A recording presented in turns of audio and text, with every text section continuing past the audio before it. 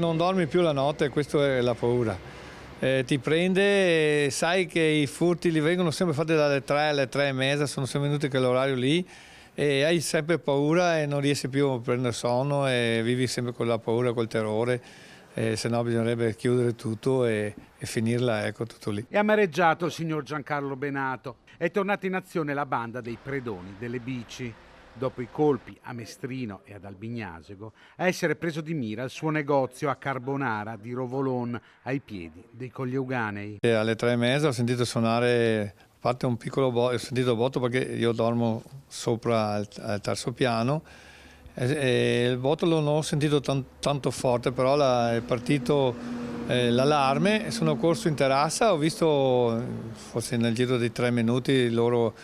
Il tempo che è partito l'allarme che io mi sono alzato, il tempo di 3 minuti hanno fatto il colpo e li ho visti andare via col camion e una macchina.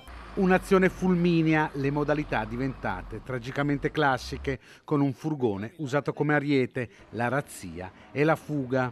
Il bottino non è stato ancora quantificato, ma le bici rubate e i danni subiti alla struttura potrebbero aggirarsi attorno ai 50.000 euro. Non solo quello però, perché nell'impatto con il mezzo una decina di biciclette è stata danneggiata. Non è la prima volta che i ladri entrano nel negozio, ma non era mai successo un colpo di queste dimensioni. 5-6 anni fa abbiamo messo anche dei ferri proprio grossi proprio davanti alle vetrine, oltre abbiamo le vetrine antisfondamento e non pensavamo più che subire un furto così, però sono venuti con un camion grosso con una gru e in marcia indietro hanno sfondato tutto, una cosa neanche da guardare, insomma, ecco. Ora resta solo tanta amarezza e molti dubbi sul futuro. Vuoto indescrivibile, non ho la forza di arrabbiarmi, mi sento proprio svuotata all'interno. Non lo so, non ho mai avuto questa sensazione.